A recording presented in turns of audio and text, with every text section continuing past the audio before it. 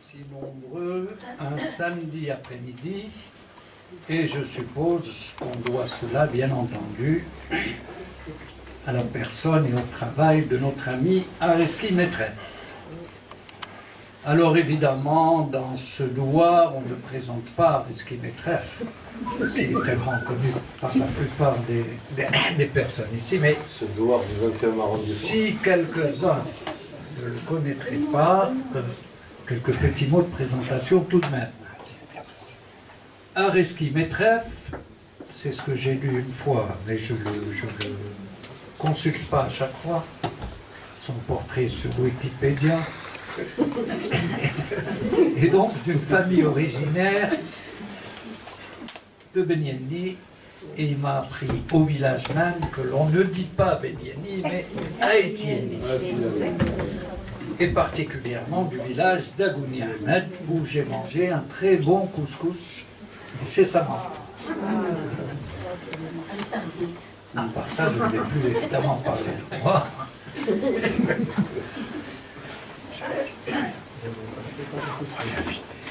En dehors de ce lieu d'origine, c'est un enfant nomade, c'est-à-dire, comme avait dit Rimbaud en parlant de lui-même, un enfant des bords de route. Pourquoi? Parce que fils d'instituteur, il a donc suivi depuis sa naissance à peu près à Soroslen, n'a pas eu la chance de naître à Benyenni.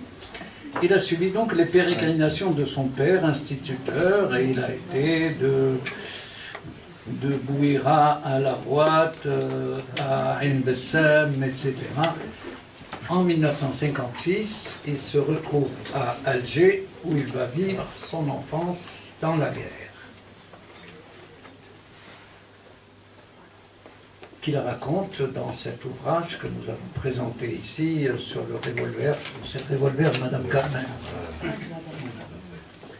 Il fait des études à l'Institut d'études politiques d'Alger et très tôt il va s'orienter à la fois vers ce que seront ses passions, c'est-à-dire le journalisme et l'écriture. L'écriture d'abord par la poésie, il publie très jeune des poèmes, puis un recueil. Le journalisme qui va devenir non seulement sa vocation, mais sa profession. Aussi, pour la faire vite, comme on dit, il a collaboré dans plusieurs organes, d'abord à Révolution africaine, à El Moudjahed, à Algérie Actualité surtout, et il avait commencé dans cette petite école du journalisme algérien qu'a été le journal L'Unité, qui était le journal de la jeunesse, de l'UNJA, etc. En 1993, il va créer avec ses amis et anciens collègues et dirigeants d'Algérie Actualité, va créer ce journal qui va marquer un temps dans l'histoire de la presse algérienne, qui est Rupture, qu'il avait créé avec Tahar Djaoud et Abdelkrim Djahad. Et puis en 93, je crois que c'était en juin, juillet, à la même période, ben, ce fut l'exil, pour toutes les raisons que vous pouvez imaginer, invoquer ou connaître.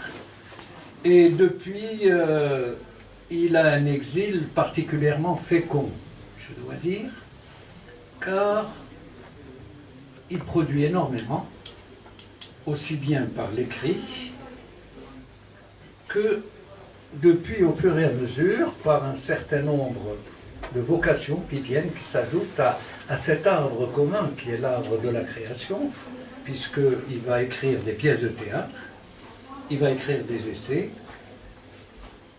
il va se mettre à la peinture, il a fait 3 expos je crois, et il va également faire des films documentaires, dont le dernier qui va être présenté, que nous avons eu le plaisir de voir en avant-première, qui a été ce film, ce documentaire, film fait avec Marie-Jo Alrup sur les cafés de l'émigration à Paris, et particulièrement de l'émigration kabyle.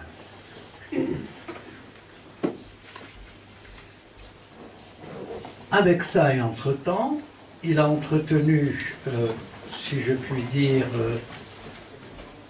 une très grande activité de presse, notamment dans le journal Le Soir d'Algérie, où il assure en même temps une chronique, le dimanche, je crois, c'est ça.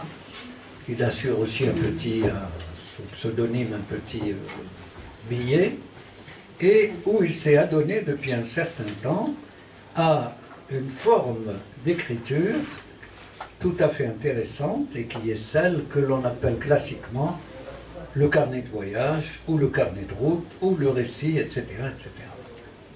C'est ce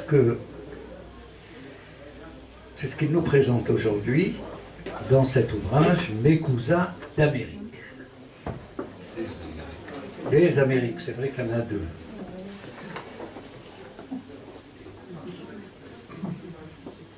Mes cousins d'Amérique est constitué, c'est pas mes cousins d'Amérique, c'est mes cousins des Amériques.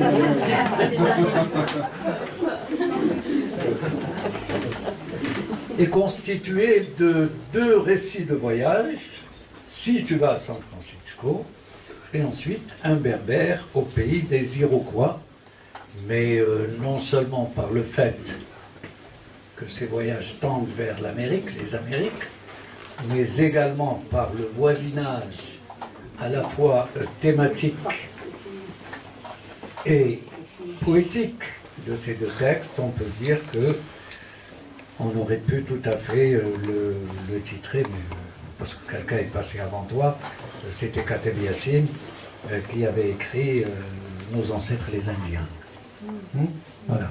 Parce qu'il s'agit en réalité, enfin d'après moi, hein, c'est ma lecture tout à fait, et de ce que l'on peut appeler un voyage initiatique. C'est-à-dire que le voyage est réel, on se déplace, on va vers où, etc. Mais, comme l'a dit un grand voyageur, un grand écrivain voyageur, Nicolas Bouvier, en fait, on ne voyage en réalité que pour aller au bout de soi-même.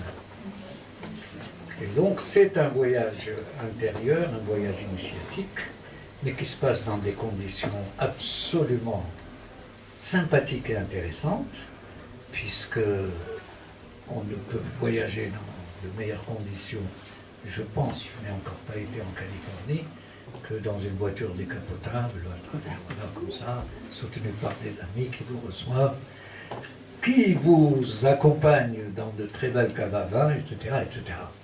Voilà, donc ce sont ces voyages donc, qui nous sont relatés. Alors évidemment, la question est de savoir qu'est-ce qu'ils ont d'intéressant, ces voyages, pour constituer une œuvre littéraire. Hein? D'abord, c'est un voyage vers et avec les cousins. Je crois qu'il faut entendre, en tout cas j'ai essayé de le comprendre comme ça, les cousins à la fois comme des cousins, parce qu'il y a une petite cousine, un cousin, etc., des cousins réels qui sont, et en même temps, les cousins, ce sont ceux qui font partie de la famille, qu'on ne voit pas tout le temps. Hein? C'est comme lorsque vous débarquez, à l'époque ils disaient cousins, maintenant ils me disent le hajj, quand vous débarquez dans un marché, comme on dit, Zaha cousin, tu peux voir. C'est ce mot cousin qui a quelque chose d'intéressant, au sens, il est la signification d'une espèce de fratrie, comme ça, qui n'est pas nécessairement communautariste. Hein. Voilà, donc ce sont les cousins. Et de plus, ce qui est très intéressant, c'est comment Areski Netref nous donne à la fois le texte, au sens où il donne tous les faits relatifs à ce voyage, etc., et il nous donne le sous-texte, c'est-à-dire comment il a été préparé, quels sont les hasards qui ont conduit. Et là, il y a quelque chose d'absolument fantastique, étonnant.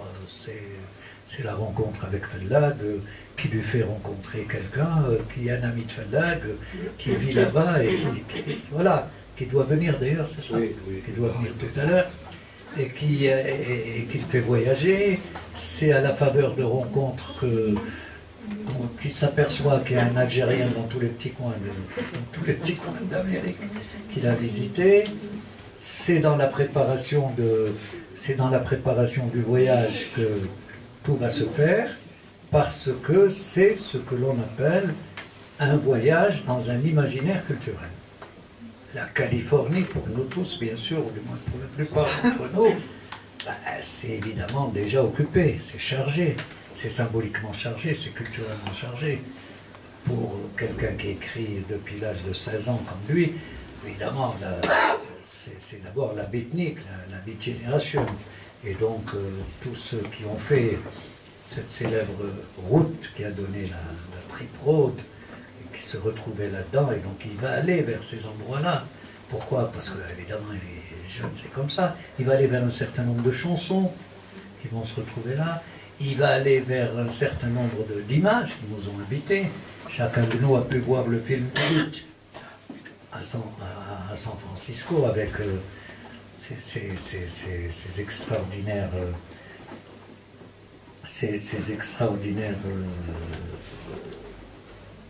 comment on dit, en voiture comme ça, hein? Chaotement. Easy Rider, c'est ça. Non, avant Easy Rider, c'est Bullitt avec Dennis Hopper avec Steve McQueen. Easy Rider? Non. Easy Rider, c'est plus tard. Easy Rider, c'est plus tard. Hein? On parle de Bullitt. Et on va parler d'Easy Rider, si ça te fait plaisir. Parce qu'il en parle. Voilà. Et puis l'Amérique, cette Amérique-là, elle est habitée évidemment par la littérature. Alors, évidemment, il y a Steinbeck. Et il va retourner sur Steinbeck. Et c'est important parce que, à partir d'un livre, d'un auteur, d'une situation, etc., Areski Metref met cette situation, cet auteur, en abîme, comme on dit, c'est-à-dire on va parler de ça pour parler d'autre chose. Évidemment, Steinbeck, c'est celui qui nous a tous déçus à la fin, puisqu'il a soutenu la guerre du Vietnam, alors qu'il avait écrit et contribué à faire ce film, Les raisons de la colère, Les raisins de la colère, etc. Donc il y a à chaque fois une réflexion sur un auteur, une réflexion sur une situation, et en même temps le récit. Mais qui s'accompagne également, c'est un intérêt qui m'a paru important, essentiel, d'un rapport à l'Algérie constamment et constamment et constamment. C'est-à-dire, évidemment, il est avec des Algériens, il essaye de nous montrer, non pas par la didactique, mais par ce qu'ils sont, par ce qu'ils font, que des jeunes Algériens ont pu partir aux États-Unis dans les années 90, qu'ils avaient même essayé de s'installer ici, ça n'a pas marché, et qui sont aujourd'hui aux États-Unis, parmi enfin, dans ce qu'on appelle la Californie, et particulièrement cette partie de la Californie qui est la grande productrice de cerveaux et de... Ils sont parmi les plus réputés maintenant, hein, au point où... oui, c'est la Silicon Valley, bien sûr, au point où l'Algérie les a invités à une trentaine, sans doute pour manger couscous, je suppose, parce qu'après, il n'y a pas eu d'effet, et je ne crois malheureusement pas qu'ils reviendront travailler chez nous. Mais c'est comme ça. Et alors l'Algérie est également présente par des personnes qui ne sont pas nécessairement ces personnes accomplies qui réussissent, etc. Il ne s'agit pas de dire que les Algériens ils vont y réussir. Non, elle est présente parce que dans tes deux récits, il y a une espèce de dissémination de personnages algériens, ceux que l'on croise dans la rue, que l'on trouve, etc., et qui ne connaissaient pas, hein, qui vont raconter des vies fantastiques. Celui dont le grand-père est ici pendant la guerre, le Kabyle qui est arrivé là et qui finalement commence même à perdre sa langue. Je veux dire des faits qui sont de l'ordre anecdotique, mais qui constituent quelque chose d'important dans la connaissance d'un pays, de notre pays, quoi, voilà, pour dire ça. Et donc, il s'agit en fait de deux récits. Le premier, c'est si tu vas à San Francisco, qui se résume cette route mythique. Et le second, c'est au pays des Iroquois, c'est-à-dire au Canada. Alors, là aussi, on sent et on voit, on dit les différences entre être aux États-Unis et être au Canada. C'est pas du tout la même immigration. Ce sont les mêmes Algériens, ils sont dans des contextes totalement différents. Donc, on apprend des tas de choses sur les conditions dans lesquelles ils vivent, sur la manière dont ils voient le monde, ici et là, la manière également dont ils sont reçus eux-mêmes. Voilà. Et dans ce sens, ça me paraît être un livre non seulement intéressant, bien sûr, mais un livre qui participe à la fois de la littérature, parce que avec le temps, je dis bien avec le temps si tu permets, ça fait 25 ans que je te lis, Arezki Metref a fluidifié sa langue, et maintenant c'est une langue qui s'apparente, et une démarche qui s'apparente à celle d'écrivains voyageurs ou d'écrivains qui ne font pas ce qu'on appelle l'autofiction au premier degré, mais qui parlent de ce qu'ils font pour réfléchir sur la vie, sur le monde, etc.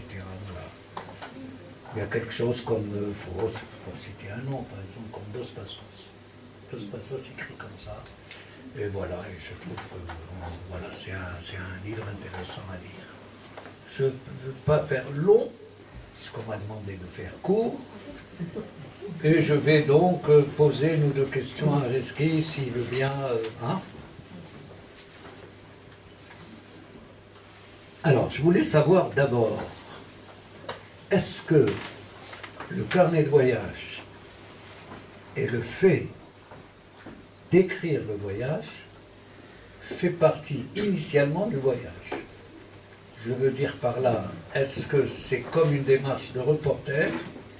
Je vais me rendre à Sorozlem pour raconter ce qui s'y passe, ou est-ce que je vais y aller et après on verra ce que j'en ferai? Très bonne question à laquelle j'ai vraiment pas de réponse. Mais en tout cas pour ces voyages-là, pour ces deux voyages, donc la Californie et puis Montréal et ce voyage sur New York, hein, parce que j'ai fait Montréal, New York en bus. Là, j'étais sûr que j'allais écrire quelque chose, mais d'habitude, pas forcément. Hein, je veux dire, c'est trop, surtout la Californie, aller à San Francisco, aller sur les pas de Burroughs, de Kerouac, de Steinbeck, de Jack London, etc. Je savais que j'allais écrire quelque chose. Mais je ne savais pas trop quoi, ça aurait pu s'exprimer par une autre forme d'écriture. Mais j'ai choisi ce que j'appelle moins un carnet de voyage qu'un récit de voyage. C'est-à-dire, parce qu'un carnet de voyage, on sait bien que c'est à 8h, j'ai pris mon petit déjeuner, le bus m'attendait à 8h15, ainsi de suite. Or, moi, j'ai choisi la forme du récit de voyage parce que ça laisse place à l'imaginaire et puis surtout à la possibilité de faire des digressions, ce que j'adore faire, c'est ce que j'appelle voyage dans le voyage. C'est-à-dire parler d'autres choses, des espèces de voyages dans la mémoire, etc. Mais quand un voyage, c'est... je ne sais pas, il y a des situations quand je suis dans une situation, il y a une intuition qui me dit que cette scène, je vais la raconter. Alors que d'autres non. C'est-à-dire, il y a quelque chose qui est de l'ordre de l'intuitif. Il y a des choses qui ne paraissent pas intéressantes, enfin, qui ne paraissent pas suffisamment importantes pour t'imprégner suffisamment pour pouvoir les restituer. Mais il y a des moments comme ça, où je me dis, voilà, il faut vraiment essayer de se souvenir du moindre détail, parce que je ne prends pas beaucoup de notes. Hein. Je ne prends pas énormément. Si je prends juste le minimum de notes pour pouvoir, à partir de là, par la suite, recréer les choses, etc. Mais je note quand même les détails qui me paraissent très particuliers à la situation. Non, mais de façon générale, comme je le dis dans l'introduction de ce livre, j'organise mes voyages en 3 phases. En fait, on fait 3 fois le même voyage. La première fois, c'est la préparation, parce que quand on fait un voyage comme ça, évidemment, on se prépare, on s'informe, on lit, on essaye d'avoir un plan de voyage, etc. La deuxième fois, c'est le voyage lui-même, c'est-à-dire le voyage physique. Et là, souvent, il ne correspond pas du tout, enfin, en partie ou du tout au plan initial, justement à cause des hasards dont tu as parlé, parce qu'il y a des rencontres, des hasards, etc., qui font que tu te retrouves dans un autre voyage. Et enfin, la troisième fois, ce qui est le voyage pour moi le plus intéressant, c'est le moment où on est revenu, on a ses notes, on a ses photos, on a ses souvenirs, etc., et qu'on va écrire le voyage lui-même. Et ça, pour moi, c'est le voyage le plus intéressant. Alors, précisément, à propos de ça, souvent dans ce que tu écris, et surtout ici particulièrement, c'est ce qu'on appelle des textes bien documentés. C'est-à-dire qu'ils sont cultivés, ils sont intéressants, il y a toujours un fait, il y a toujours une marque de l'histoire, il y a toujours quelque chose qui est à relever dans l'histoire, etc. Est-ce que tous ces éléments sont des éléments qui préexistent à ton voyage, ou est-ce que ce sont des éléments que tu vas recueillir pour l'écriture du texte? Souvent, ça préexiste, hein, souvent. Par exemple, je prends un exemple très simple, c'est quand je suis allé à Montréal, quand on va se balader avec un ami qui vit là-bas, du côté de l'université McGill, et je sais très bien qu'il y a, parce que je le savais, je confirme quelque chose dont j'avais envie de parler, c'est-à-dire cette lutte entre le français et l'anglais là-bas. C'est-à-dire ce qui renvoie à toute l'histoire du Québec, etc., de cette compétition féroce avec l'anglais, c'est toute l'histoire du Québec. Donc, à l'origine, il y a ce socle-là, hein. C'est-à-dire que je me suis assez informé sur la question du Québec, de ce rapport, de cette reconnaissance, de cette revendication de particularisme francophone, etc., avec tout ce que cela implique, tout ce que ça impliquait dans l'histoire du Québec. Ça, je l'ai déjà. Et après, évidemment, je vais me documenter, bien sûr. Hein, je veux dire que surtout quand on parle d'histoire, il faut quand même essayer d'avoir les références les plus précises, les plus... Oui, je vais finir par une dernière... Pas une question, un commentaire, parce qu'il faut donner la parole à nos amis. C'est un journaliste qui avait fait le Figaro, là, comment il s'appelle? Son nom on va retrouver, qui demandait à Blaise Cendrasse, qui, comme tu sais, est le parfait écrivain voyageur, et qui avait écrit sur le transsibérien, on l'avait même appelé l'Homère du transsibérien, il lui avait dit... C'est Dos Passos qui l'a appelé comme ça. Oui, c'est Dos Passos. On lui avait dit, Blaise, quand tu nous décris le transsibérien, est-ce que tu as été... Tu as pris le transsibérien ou est-ce que tu l'as imaginé pour nous? Et Blaise Cendrasse répond, puisque vous y croyez, à quoi sert votre question? Et je crois que c'est ça l'intérêt de ces livres de voyage, c'est qu'on y croit. De là à dire que j'ai pas fait les voyages, tu peux le dire. Moi j'ai reçu des cartes postales. Bien voilà, on voulait faire un peu court parce que la journée a été un peu trop longue, mais on a tout le temps. Non, mais je voulais juste, avant de donner la parole, raconter quelque chose qui est comme quoi le hasard est un artiste. On avait décidé de... Non mais sérieusement, hein, j'avais décidé de faire un crochet par Salinas, qui est la ville natale de Steinbeck, oui. qui est un petit bled perdu, mais alors un truc incroyable, quoi. Et avec Dahman qui va arriver là, c'est lui qui m'a emmené en voiture, et on arrive là, Dahman qui vit en Californie depuis 40 ans, il regarde cette ville, il me dit, quelqu'un qui est né, qui a grandi ici, soit il se flingue, soit il devient écrivain. C'est-à-dire, il faut vraiment rencontrer des gens comme ça, quoi, je veux dire, pour le raconter. Voilà.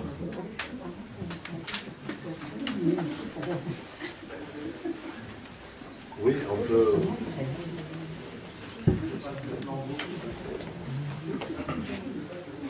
Oui, bah, écoute, s'il y a des gens qui veulent dire quelque chose... Ou... Qui veulent, non?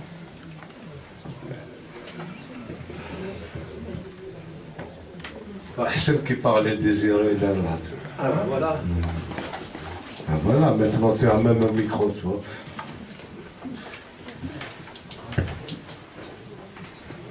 Bonsoir Hamid. Ce voyage, il a eu lieu quand? Ah.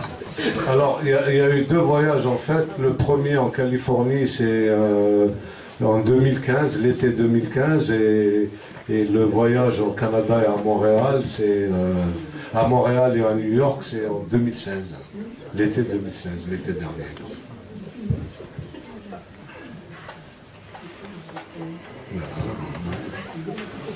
Qu'est-ce qui t'a donné envie d'écrire? Qu'est-ce qui m'a donné envie d'écrire? Je sais, franchement... C'est le désir. Non, mais ça c'est... et en fait, Nono a eu la gentillesse de présenter un peu ma carrière. J'écris depuis très longtemps, mais là, ces dernières années, je me suis mis à une forme d'écriture qui m'apporte du plaisir, c'est-à-dire raconter des voyages, quoi. Je veux dire, c'est ce grand écrivain qui s'appelle Gabriel Garcia Marquez, que j'admire par-dessus tout, qui avait écrit ses mémoires et qu'il avait intitulé « Vivre pour le raconter », c'est-à-dire ça vaut le coup de vivre, ne serait-ce que pour le raconter. Moi, je change le verbe « vivre » par le verbe « voyager », juste pour avoir vraiment le plaisir, parce que c'est un vrai plaisir, quoi, et peut-être plus... Enfin, quand je dis avoir le plaisir de raconter par écrit, c'est-à-dire après un travail, hein, j'ai horreur de raconter mes voyages en montrant des photos, ça c'est, j'ai horreur de ça, mais travailler dessus, mais vraiment rendre le voyage, le rendre partageable avec les autres, ça c'est autre chose, c'est-à-dire que ça dépasse ma propre personne, ça devient une expérience en laquelle les autres peuvent se retrouver. C'est pour ça d'ailleurs que je rebondis sur cette question de la recherche des Algériens, parce que depuis quelques années, on sait très bien, pour un certain nombre de raisons, il y a une espèce d'explosion migratoire comme ça en Algérie, qui est due à des raisons politiques, économiques, etc. Et les Algériens sont partout. Ils étaient déjà un peu partout, mais ils sont davantage. Et quand on voyage comme ça, moi je suis toujours curieux de voir comment ils arrivent à s'adapter, quelles sont leurs stratégies, comment il y en a qui vivent depuis 40 ans en Californie, ils ne vivent pas encore là-bas, quoi, je veux dire. Mentalement, ils n'arrivent pas, d'autres qui s'adaptent au bout de quelques mois, de quelques années, etc. Et ils vont toujours vers les sociétés d'accueil avec ce qu'ils portent, et ce qu'ils portent, c'est souvent des blessures. Donc ça, c'est quelque chose qui m'interpelle. Et puis comment ignorer ça? On arrive à San Francisco, on attend quelqu'un qui vient nous chercher en voiture, donc on est là, dehors, comme ça, attendre, et puis j'entends quelqu'un au téléphone qui parle en kabyle, qui parle d'un certain Haddouche, et évidemment, il venait de me donner le titre du texte. Je l'ai appelé Haddouche au pays des hippies, parce que c'était vraiment le pays des hippies. Voilà, donc il y a des télescopages comme ça constamment qui font Ou alors quand on s'est amusé avec Dahman, s'est amusé à se dire, tiens, parce qu'il y a des endroits où on ne peut pas imaginer un Algérien, quoi. Hein. On cherchait des Algériens, notamment sur la côte ouest, en Malibu, Santa Monica, etc. Et on arrive à Hollywood, on trouve un Algérien. On arrive à Hollywood. Enfin, un Algérien qui vendait des t-shirts, etc. C'est un Algérien quand même. Oui. Enfin, je veux dire, c'est pas à Hollywood dans les studios. Oui, Farouja Ousmer, bonjour. Moi, j'aimerais juste savoir pourquoi vous avez quitté la Kabylie pour aller chercher les Kabyles en Californie. Est-ce que vous allez vous revenir Ça, j'ai vraiment pas de réponse. C'est comme si tu me disais pourquoi tu es là, pourquoi tu n'es pas à Benieni, quoi. C'est un peu la même chose. Je suis là parce que il y a un parcours qui a fait que je suis là. Et j'ai fait ces voyages parce que j'avais envie de les faire. Et ça m'a intéressé de voir les Kabyles, et pas seulement les Kabyles d'ailleurs. Non, sincèrement, quand vous avez écrit ce voyage, vous l'avez pensé comment? Comment? Vous l'avez pensé comment? Je l'ai pensé en français, je l'ai écrit en français. Vous n'avez pas pensé au Kabyle? Non, je n'ai pas pensé en Kabyle. Je sais que je suis coupable, mais je ne l'ai pas pensé.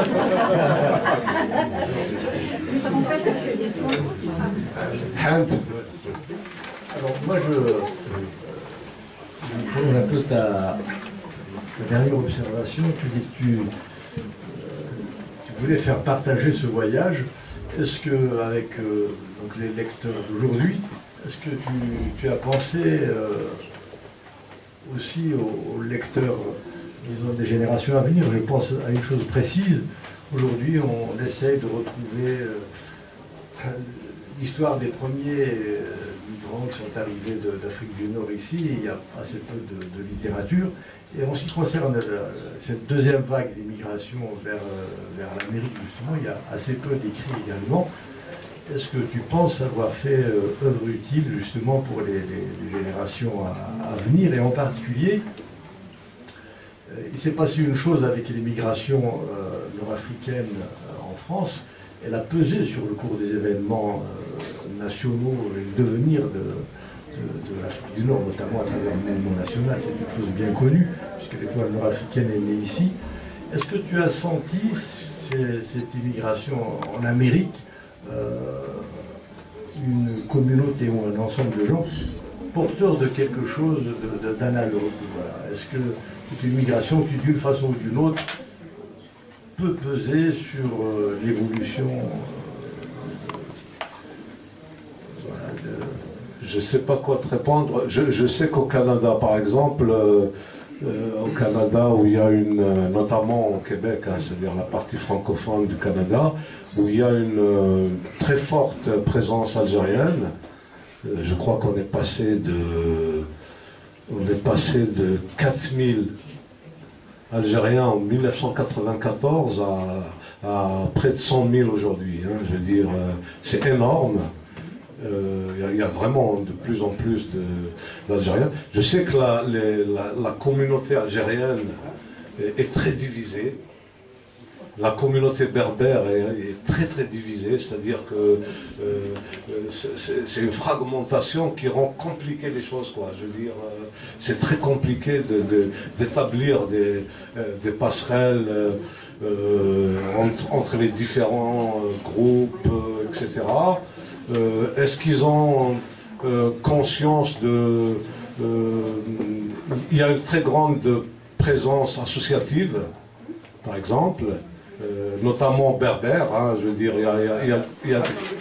Je vais préciser ma question précisément sur ces problèmes linguistiques, oui, qui ont une actualité, justement en Algérie, au Maroc en particulier, et qui ont aussi une importance réelle, notamment au Québec, comme tu viens de le souligner. Est-ce que tu penses que ça peut avoir des incidences avec ce qui se passe chez nous? Voilà.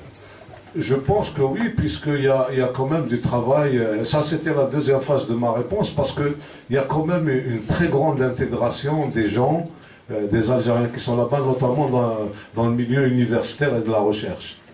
Et là, ce qui fait plaisir, c'est qu'il y a vraiment beaucoup de jeunes Algériens qui sont à l'université là-bas, qui sont dans la recherche, etc.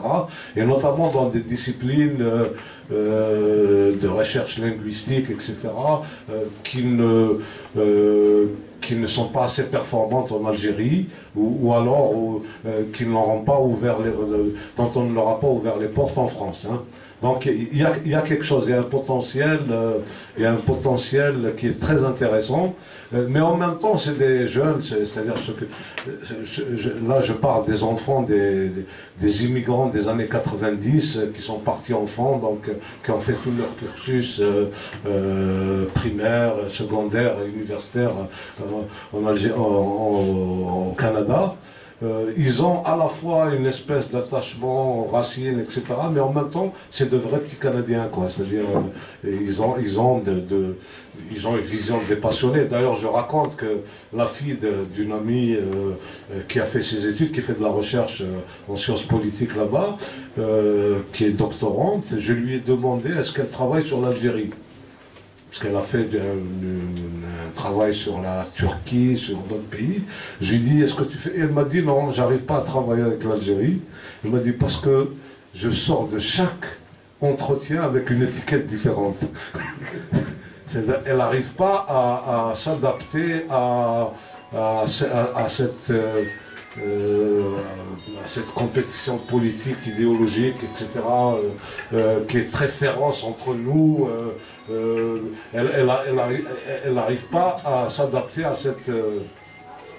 voilà. Mais ce qui est remarquable par rapport à la France, par exemple, ce qui me semble remarquable, ou en tout cas différent, c'est que là-bas, les gens sont beaucoup plus intégrés. Beaucoup plus intégrés dans le débat politique, dans le milieu universitaire, dans le milieu culturel, etc. Quoi, je veux dire... Voilà, il n'y a pas eu la guerre d'Algérie. Et puis il y a aussi autre chose, c'est que là aussi j'en parle parce que ça m'a beaucoup marqué. Il y a les relations entre le Québec et l'Algérie. Aujourd'hui, l'image de l'Algérie, de l'Algérien est très abîmée. Très très abîmée pour toutes les raisons que l'on sait. L'image est très abîmée. Ça n'a pas toujours été le cas. Ça n'a pas toujours été le cas, au contraire, dans les années 60, quand l'Algérie était, entre guillemets, la Mecque des révolutionnaires, qui avait ce mouvement qui s'appelle le FLK, le Front de Libération du Québec, qui était un parti, oui, il avait un bureau à Alger, et l'Algérie avait une image très très valorisée aux yeux des Québécois, et cette image est aujourd'hui complètement abîmée, quoi, je veux dire, pour toutes les raisons que l'on sait, hein, c'est-à-dire, il y a aussi, nous autres Algériens, on transporte avec nous à la fois ce qu'on a de bon, mais aussi tous les mots, je sais pas comment on dit ça, voilà, les tares, toutes nos tares, et donc ça fait que l'image est pas mal abîmée, quoi. Moi, j'ai fait un voyage au Canada, ça remonte à 20 ans, un peu plus. J'ai remarqué que les Algériens qui sont là-bas sont atteints de la nostalgie, au point d'en être malades. Au point d'en être malade. Hein. Je ne sais pas ce qu'il en est maintenant, avec le temps. Parce que souvent, on dit, vu l'état du pays, et même, vu l'état du pays, et même ce qui se passe ici en France, ils se disent autant vivre là-bas, dans un incognito, comme tu dis, mais est-ce que cette nostalgie ne les habite pas comme je les ai connus, moi, pardon. Est-ce que tu n'as pas remarqué par mes commandes? Oui, sûrement, hein, sûrement, mais il y a aussi... alors ça dépend, ce qui est remarquable là aussi, c'est que les gens qui sont partis à 20 ans, ils ont des enfants qui ont aujourd'hui 20 ans, qui ont grandi là-bas. Donc tu as, si tu veux, les parents et les enfants, ils ont un rapport à la fois différent, et au Canada et à l'Algérie. Hein. Il y a des gosses qui sont nés là-bas, c'est des petits Canadiens, et tu as des enfants qui sont arrivés très jeunes, etc. Mais de façon générale, moi, en tout cas, ce que j'ai pu discuter avec les gens, parce que j'ai vu essentiellement des gens que je connaissais déjà en Algérie. Hein. La plupart des gens que j'ai rencontrés, c'est des amis, des cousins, des amis. D'ailleurs, je me suis rendu compte que à travers les gens que je connais, c'est toute ma vie qui est résumée. Hein. J'ai rencontré des copains de quartier, d'école primaire, de lycée, du service militaire, qui ont travaillé avec moi, etc. J'ai rencontré une synthèse de l'Algérie des années... là, ce qui est... C'est une nostalgie, j'allais presque dire amère. C'est-à-dire la plupart, ceux qui ont réussi, ils n'ont pas forcément de nostalgie, ou alors comme ça, quand on prend un coup comme ça, bien sûr, à un moment donné, oui, tu te souviens, on était bien, machin, etc. Mais ce sont surtout ceux qui galèrent, et il y en a beaucoup, hein, contrairement à ce qu'on croit. Ceux-là, ils s'interrogent sur les raisons qui ont fait qu'ils ont dû partir, qu'ils ont dû Moi, j'ai remarqué à Montréal, ils appelaient les dépanneurs, hein, les magasins. Oui. Ils appelaient ça des cachets d'aspirine. Oui. Chaque fois qu'ils sont pris, ils appellent quelqu'un, on leur met des bouteilles, des packs de bière, avec la musique, ils passaient leur temps comme ça. Oui. Et ils passaient toute la nuit à écouter la musique et voilà, s'échapper un peu du... Oui. Là, par exemple, enfin, pour revenir à la Californie, j'avais fait une rencontre avec les Algériens de la Silicon Valley. Il y a à peu près 300 ou 400 Algériens qui sont à des niveaux très élevés qui sont des directeurs chez Google, etc. Il y a une communauté scientifique très très importante. On s'est vu à l'université de Stanford. Et là, j'ai vu des Algériens. C'est la première fois de ma vie que je vois des Algériens bien dans leur peau. Vraiment bien dans leur peau. C'est-à-dire qui dégagent une image, qui ne dénigrent pas l'Algérie, qui sont aussi bien... qui ont de très bons rapports avec l'Algérie et avec leur société d'accueil, qui sont bien dans leur peau, quoi. Passer des moments, oui. On a passé un excellent moment avec eux parce qu'ils étaient apaisés, ils essayent d'imaginer qu'est-ce qu'ils peuvent faire de la position. D'abord, il y a une solidarité avec les gens qui arrivent, ce qui est rare ailleurs, donc ils s'organisent pour aider ceux qui arrivent, etc. Et puis ils font du travail vis-à-vis de l'Algérie.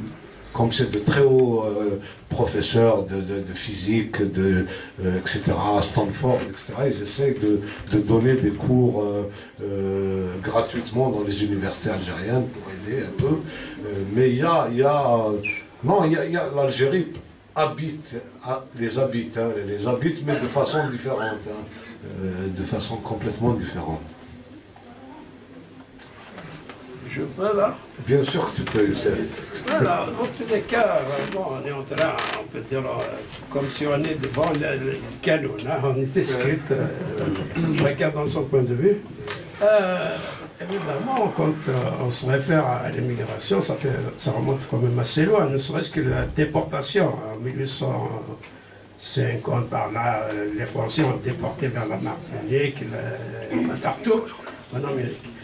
Si bien qu'une fois, il y avait deux qui ont été à New York, deux Kabyles, ils ne connaissent pas du tout l'anglais, et puis l'un d'eux a entendu, en passant, évidemment, il a entendu le mot Warigan. Alors l'autre Kabyle il répond Ragikan. Alors il s'est dit que voilà, c'est un Kabyle, ils nous ont suivis jusqu'à maintenant, jusqu'ici, alors que nous avons voulu fuir la Kabylie. Ça c'est une anecdote évidemment qui se répète. Et pour revenir à la question que je voulais vous poser, en 1492, quand ils sont venus, ils ont fui l'Espagne, puisque Elisabeth la catholique les a chassés. Alors, ils sont montés dans les bateaux et tout ça pour fuir, évidemment, vers l'Afrique du Nord, pour revenir Et comme ils savaient que fuir à l'époque, évidemment, c'est dangereux, et en plus, automatiquement, ceux qui les attendaient en Afrique du Nord, automatiquement, ils avaient des comptes à rendre. Alors, qu'est-ce qu'ils ont fait, ceux qui étaient restés là-bas? Ils ont pris une peinture, le hennia. Ils ont jeté sur leur bateau, évidemment, pour que ça soit comme évidemment le hennia. Alors, ils ont signalé comme quoi que tout bateau qui arrive en Afrique du Nord avec une tache de hennia saurait qu'il a fui.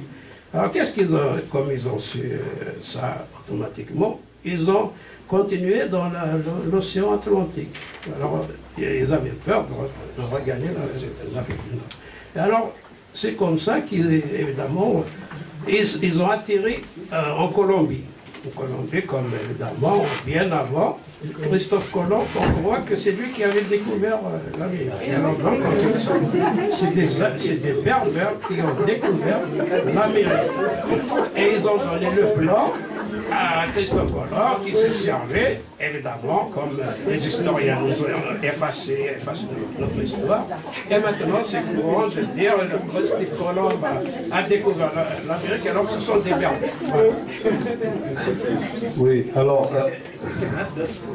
non, mais il y a quand j'étais à Montréal, il y a quelqu'un que je connais qui m'a dit, mais ça c'est quelque chose que j'en entend souvent, qui m'a dit c'est les Berbères qui ont découvert l'Amérique. Donc c'est juste. Et je l'ai pris à la rigolade. Mais en faisant des recherches, ouais, voilà. En faisant des recherches, j'ai découvert que,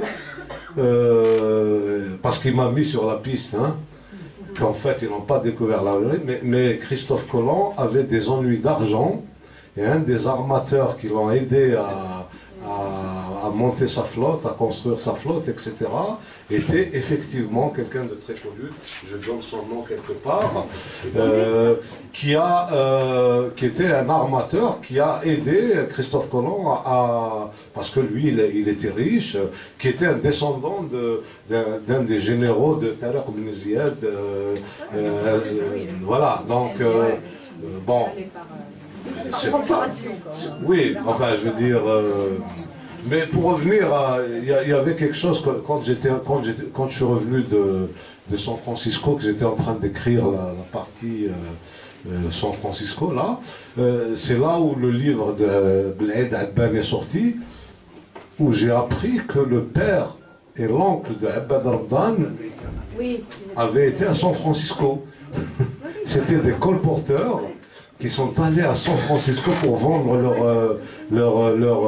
au début des années 20, et puis ça semble-t-il, je ne sais pas, enfin ça c'est une spéculation complètement gratuite de ma part, avec laquelle Bled Abban en tout cas est d'accord, parce qu'on en a discuté, parce que son oncle et son père ont beaucoup raconté ce voyage, et ils s'intéressaient beaucoup à la vie politique américaine depuis qu'ils sont revenus, parce que les voyages à l'époque, ça prenait une année, hein, 2 ans.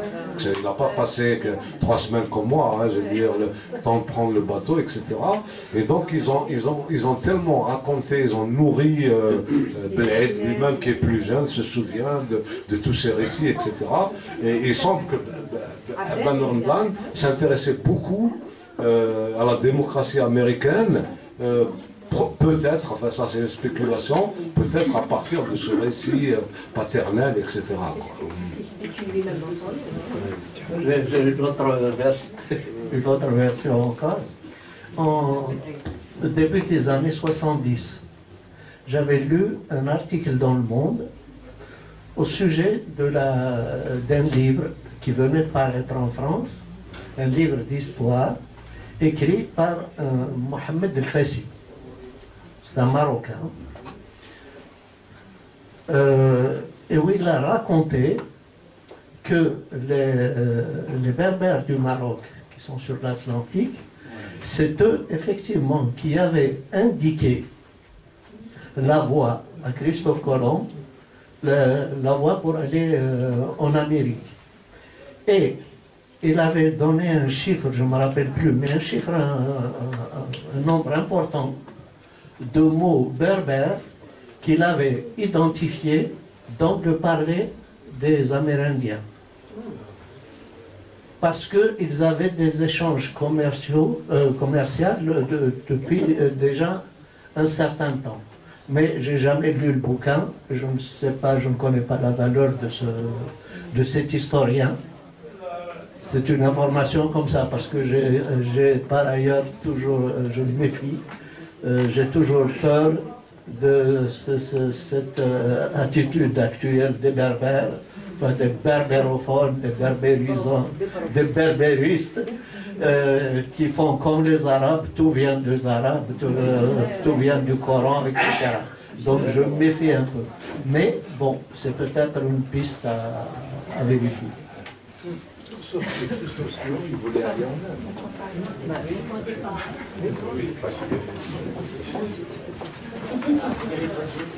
Encore une ou deux questions.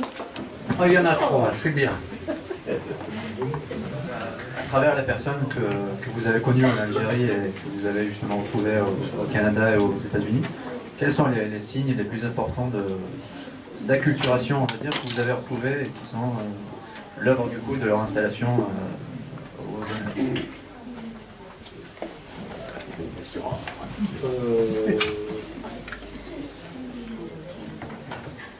Alors, les signes d'acculturation,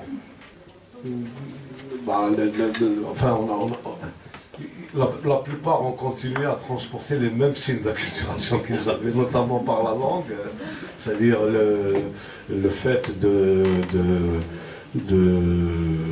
parler. Oui, alors là, la langue, c'est extraordinaire parce que ça m'a toujours fasciné, ça. J'ai connu ça autrefois en Allemagne. J'avais connu ces jeunes travailleurs dans les années 80 que l'Algérie envoyait en RDA, qui n'étaient pas très lettrés en français, etc. Et ils avaient appris l'allemand et ils parlaient un allemand arabisé ou un arabe almanisé. Et alors, les Algériens qui vivent aux États-Unis, notamment, ils parlent une langue qui est de l'arabe, du berbère, du français et de l'anglais. Sympa. Donc on a une chance sur 4 de comprendre, de choper un mot, mais c'est surtout la langue, c'est surtout la langue. Moi, tous les gens que j'ai vus, c'est des gens qu'on a vus comme ça pendant des soirées, des repas, etc. Donc on instaure d'abord une ambiance algérienne, quoi. Je veux dire, souvent, j'ai pas fait des entretiens de journalistes comme ça, je sais surtout, j'ai raconté des rencontres privées, quoi, intimes, avec des gens, familiales, amicales, etc. Et donc, les gens redeviennent algériens. C'est-à-dire à ce moment-là, au moment en tout cas où on parle plus de l'Algérie que de ce que je raconte par exemple de leur vie, de leur parcours professionnel, parce que je parle de tous les gens que j'ai rencontrés, je dis 2 mots, etc. C'est plus des choses que j'ai su autrement que par la discussion elle-même. Hein.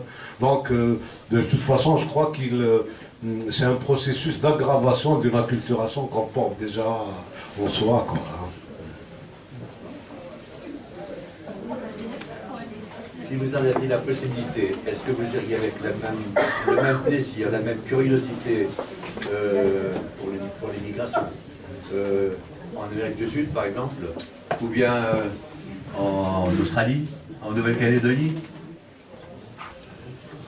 En Nouvelle-Calédonie, ça m'intéressait beaucoup, hein, parce qu'il y a là, il y a quelque chose à raconter, en effet. En Australie, oui, mais ça, c'est plus un voyage de curiosité personnelle. Peut-être aussi que je trouverai des choses que l'Amérique latine, oui, j'aimerais bien visiter, justement à cause de... Parce que là, c'est l'autre soubassement de ce travail, c'est les peuples indigènes. C'est-à-dire, c'est les peuples indigènes que... quand je dis mes cousins des Amériques, je pense aussi aux Indiens, hein, pas simplement à mes vrais cousins ou à mes copains, etc. C'est surtout aux cousins indiens, quoi, hein, parce que j'en ai rencontré à la fois à la fois en Californie, mais aussi au Canada, des Iroquois. Et effectivement, c'est une histoire, on a quelque chose en commun, quoi, hein.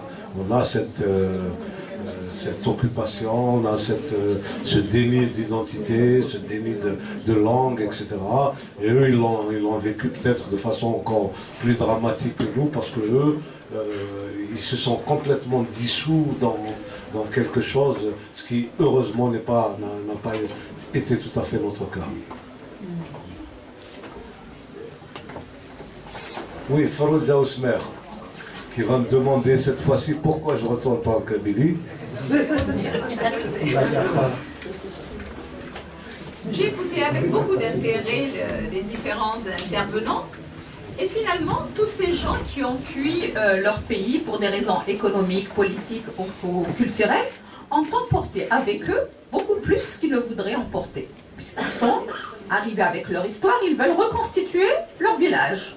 En fait, c'est ça. Moi, j'aimerais bien, parce que là, depuis que je suis à Paris, je marche beaucoup à pied et je n'ai pas l'impression d'être avec des Français, hein.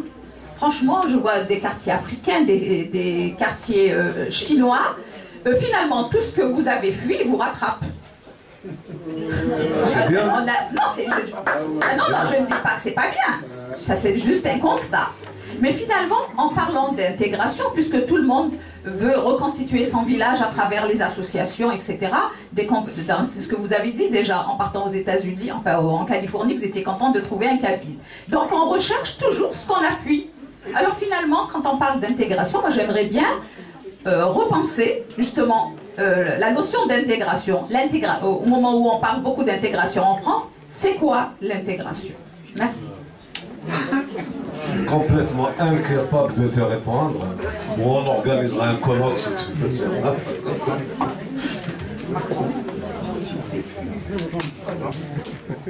C'est bon.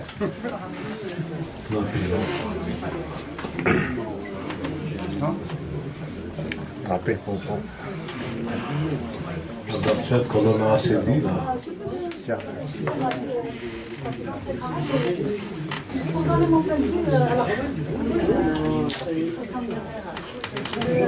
En fait, c'est quoi l'intégration? C'est pas une désintégration, en fait, qu'on ne veut pas se désintégrer. Je pense que l'être humain, hein, les Algériens, ou même les Français, qui ont vécu en Algérie, ils n'ont jamais renié leur culture, ce qu'ils ont, leur savoir, ils ont tenté de le partager, de prendre, voilà. Alors aujourd'hui, en France, c'est tout à fait normal que nous, on porte ce qu'on a appris, ce qu'on a. Nous-mêmes, on avance, on ne renie pas. C'est pas, je ne parle pas de racines, de culture, voilà. Quand toi tu as cité quelqu'un qui parlait, enfin un Algérien qui parlait arabe, du berbère, français et anglais. En fait, ils s'enrichissent, c'est un enrichissement. C'est pas une disposition. Alors, alors les immigrés, je pense, enfin les Africains noirs, les Africains du nord maghrébin, ou les autres, les Chinois, tous les autres immigrés, ils apportent un plus à la France. Et c'est tout. C'est coloré, c'est comme ça. Nous sommes le produit de notre histoire et voilà. Merci.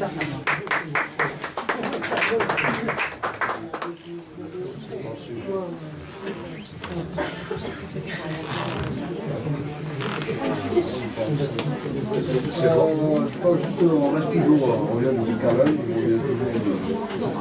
Quand vous avez vécu ce voyage,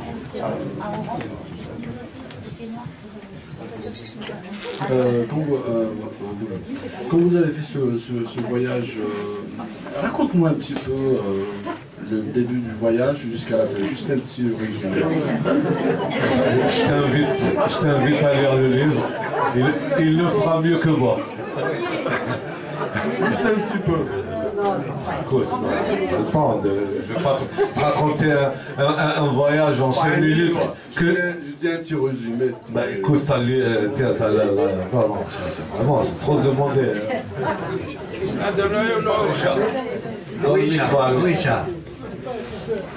c'est pas dans le livre que j'ai été inspirée par les différentes interventions par rapport à la langue, l'identité. Parce qu'en fait, qu'est-ce que ça veut dire l'intégration? C'est porter son identité, on ne peut pas se débarrasser de son identité. Moi j'ai rencontré des Kabyles, ceux qu'on appelle les Kabyles du Pacifique, qui ne parlent pas kabyle, mais qui ont un attachement, mais c'est pas possible, je me suis dit, il y a des gens qui ont peut-être une goutte de sang algérien, et ils se revendiquent algériens, plus que les Algériens qui y sont nés. Et puis dernièrement, j'ai découvert une autre catégorie, c'est les Kabyles de Palestine. C'est incroyable. Ils sont partis en 1871-1880. Ils ne connaissent pas l'Algérie. Ils parlent kabyle d'une manière. J'ai vu un film de Tahar Kochi. J'ai été bouleversée. Sincèrement, parce que le bonhomme qui doit avoir dans les 70 ans, il parle kabyle, il dit l'autre, c'est comme s'il était en Kabylie. Il n'a jamais vu la Kabylie, il n'a jamais vu l'Algérie. Mais c'est incroyable ce qu'ils sont attachés à ce pays. Ils pleuraient parce qu'ils n'ont pas les papiers, parce qu'ils pensaient qu'ils n'étaient pas reconnus en tant qu'Algériens. Or, le droit algérien leur reconnaît l'algérianité. Ils sont algériens de fait parce qu'ils ont un ancêtre algérien.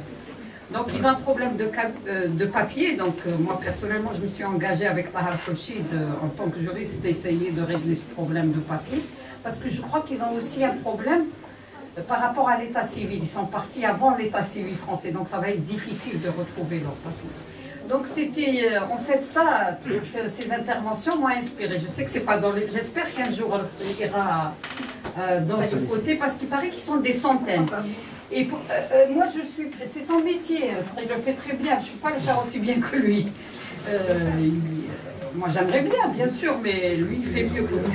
Moi je le fais en Algérie. Donc pendant qu'il parlait, ce monsieur, je me suis dit, il doit servir de chair à canon. Et effectivement, ils ont été utilisés dans le front parce qu'ils échangent entre eux en kabyle et ils sont des centaines. Et personne ne les comprend pendant la guerre du Sud-Liban, etc. Donc c'est des personnes, enfin voilà, c'était juste pour souligner qu'en fait, être algérien, c'est une identité à part entière, c'est pas juste une nationalité. Et voilà, c'est tout. On finit avec toi. Oui. Première question. Ma première question, qu'est-ce qui vous a le plus frappé en mettant pour la première fois en Amérique? Qu'est-ce qui vous a vraiment étonné? Et deuxième question, n'oublions pas que les Kabyles, quand même, ils ont fui leur pays à cause de l'invasion de tout un tas d'envahisseurs. Et actuellement, moi j'ai été en Orient, j'ai visité la Syrie, l'Égypte, le Liban, la Jordanie, un peu partout. Et j'ai trouvé des Kabyles qui parlent vraiment kabyle. D'ailleurs, je les ai même enregistrés.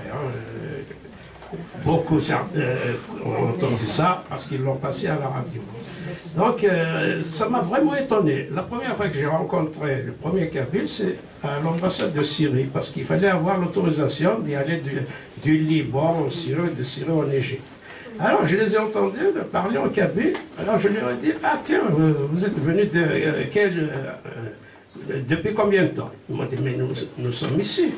Alors, ça m'a vraiment étonné. Après, ils m'ont invité chez eux, à Tyr exactement, où il y a plus de communautés berbères, à la frontière israélienne. Alors, ils m'ont invité, ils m'ont fait évidemment un couscous et tout ça, et ils m'ont accueilli d'une façon incroyable.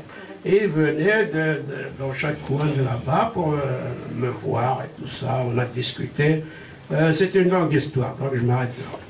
Non, mais tu as utilisé, Youssef, un verbe que tu dis les gens qui ont fui leur pays.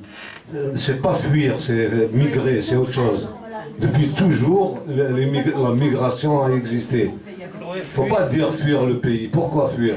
Les gens qui sont... Oui, tu as dit les Kabyles qui ont fui, leur pays. Non, on ne fuit pas son pays, on part. Soit parce qu'on a envie de vivre autre chose, soit parce qu'on estime qu'on a un déficit de liberté, soit parce qu'on est menacé physiquement, etc. Mais c'est une migration, il ne faut pas parler de fuite parce que c'est dévaloriser, c'est complètement dévaloriser, placer la chose sur le plan moral, courage.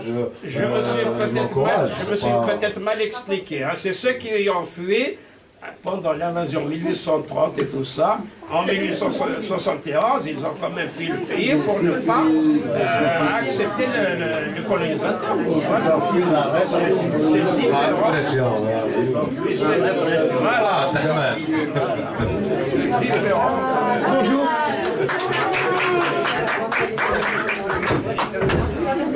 Allez, passe devant là.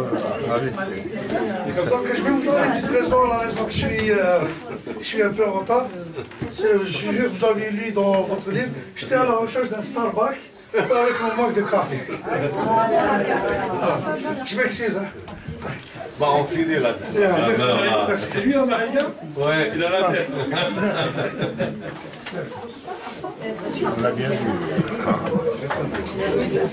Oui, alors, merci beaucoup pour votre attention. Quelques petits événements là qu'organise l'ACB. Là, les toiles que vous pouvez voir là sur les murs de l'ACB, c'est une exposition de peinture de Yazid Chikdan, voilà, qui est là jusqu'au 27 octobre. Vous pouvez encore la visiter. Alors, mercredi prochain, mercredi 4 octobre, à 19h, on fait une soirée de soutien au festival Racontard avec Hassan Metref et Denis Martinez. Donc soyez nombreux à venir soutenir le festival. Le mercredi 18, on présente justement un écrivain algérien qui vit au Canada, Karim Akouch, pour son livre La religion de ma mère. Tu peux le traduire en kabyle? Mercredi 25 octobre et le samedi 28 octobre à 15h, il y a une représentation de théâtre par Marc Petazzoni d'un livre, d'un texte qui s'appelle Le dernier soir du dictateur, qui est dû à notre ami Mohamed Benchikou. Et enfin, le mercredi 8 novembre à 19h, on aura le plaisir de présenter le dernier roman de Nordine Saadi. Voilà. Merci beaucoup, merci beaucoup.